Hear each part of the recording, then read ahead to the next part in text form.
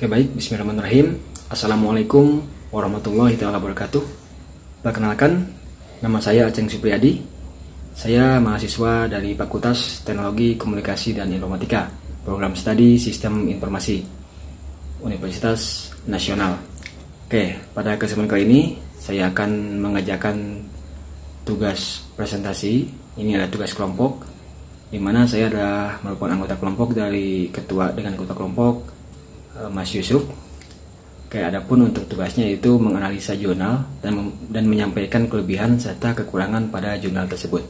Oke, adapun untuk judul jurnal yang saya ambil yaitu testing dan implementasi sistem pada PT ABC menggunakan metode black box testing.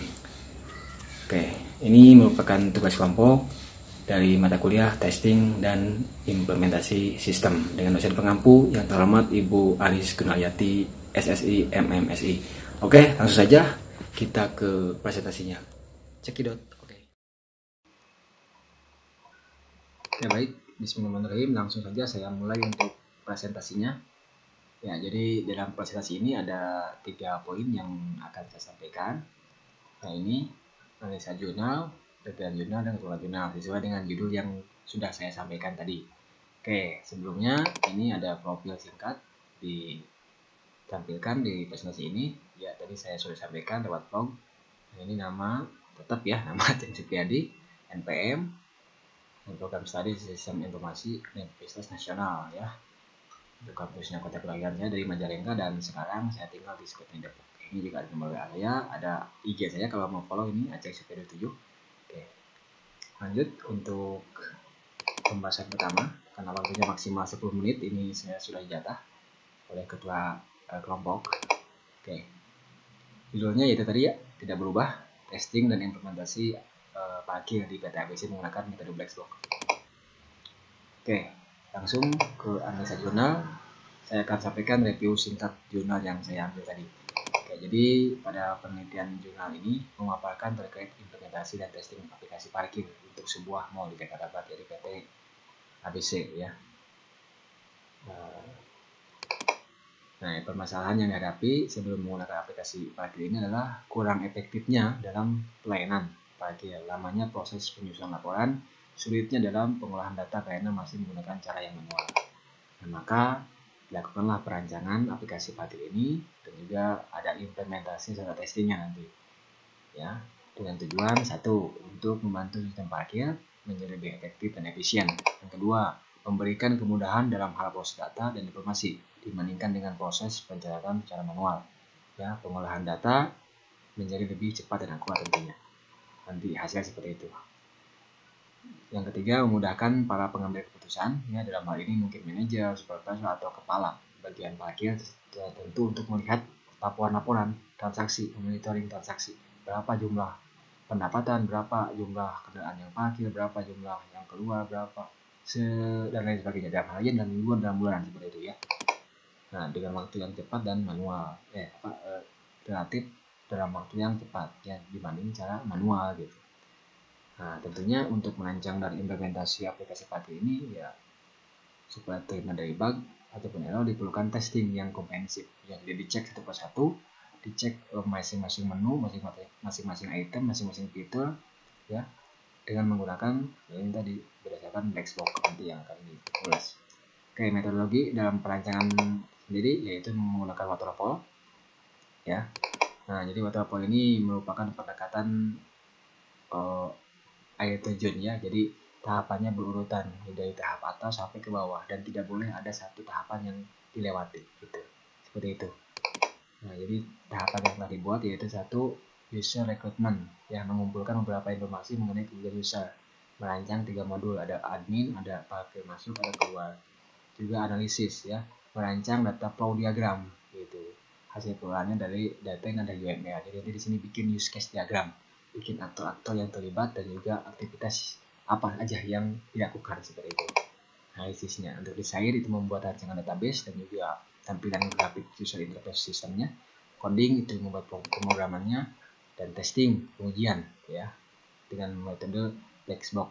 Nah, ini dilakukan dengan coding plus defect ya. ya, di mana hasil keluar dari tahap ini adalah UAT gitu, user accepted test. Jadi masing-masing item nanti di tes di sini nih, masing-masing user, masing-masing 3 modul ini akan lakukan.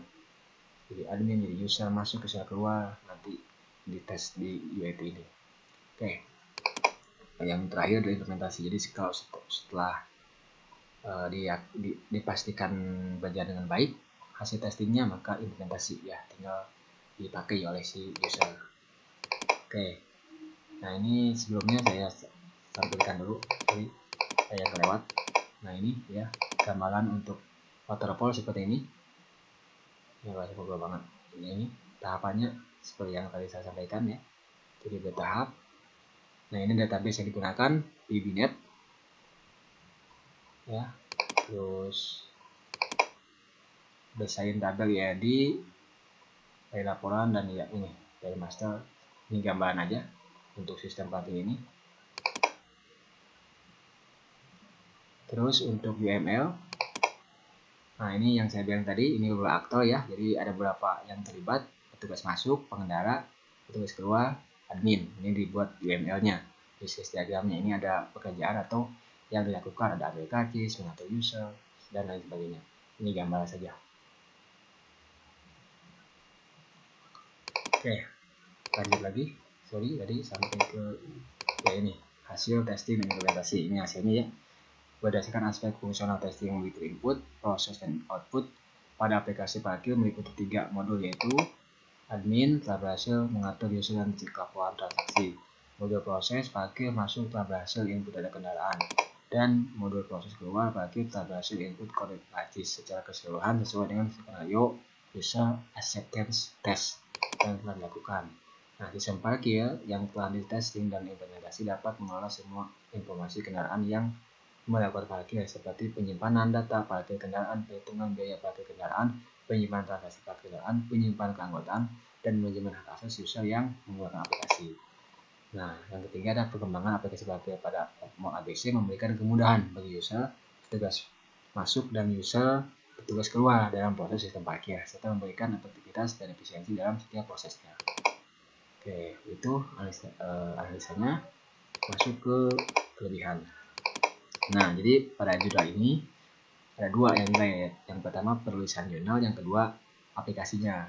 Untuk penulisannya ini sistematikanya sudah oke ya, sudah baik, sangat baik, dan sudah sesuai dengan yang distandarkan, sesuai dengan kaidah penulisan jurnal yang diharuskan gitu, dari awal dengan judul, nama penulis, abstrak, sampai ke kesimpulan.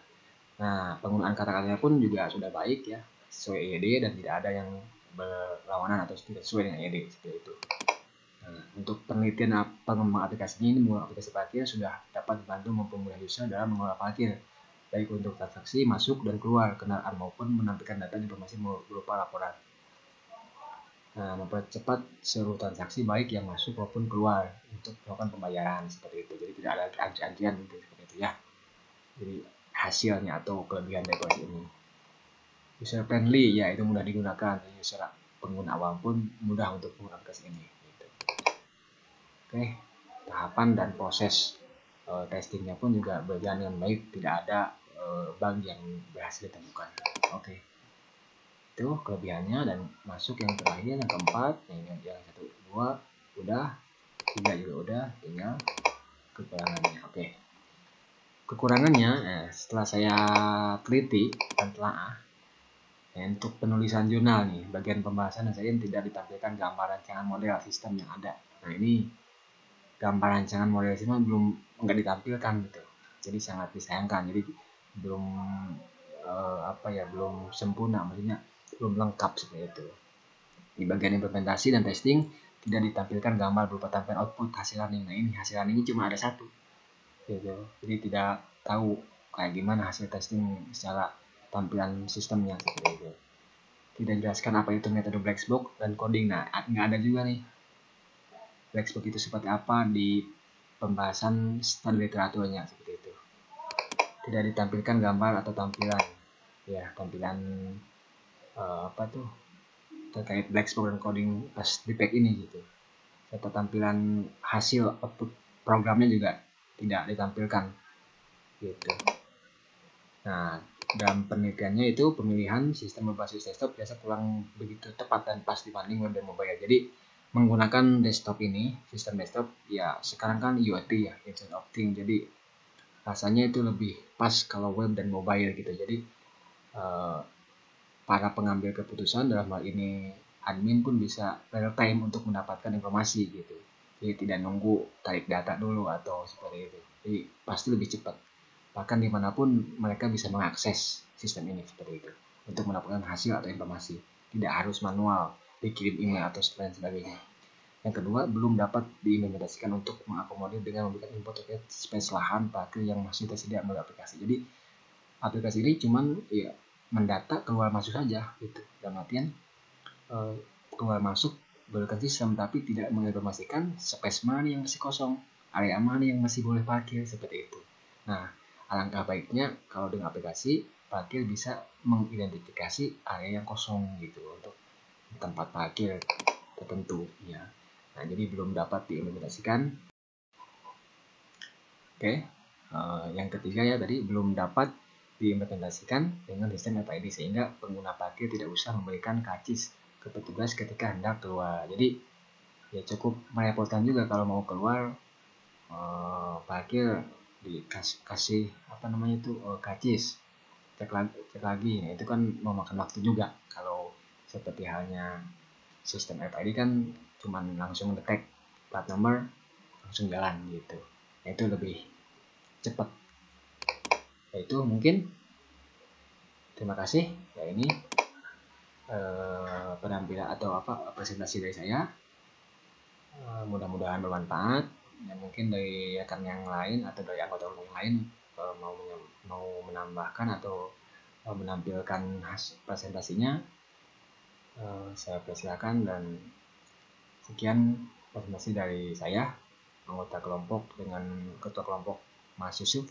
Akhir kata, wabillahi taufiq wal hidayah. Wassalamualaikum warahmatullahi wabarakatuh. Terima kasih. Sampai jumpa. See you.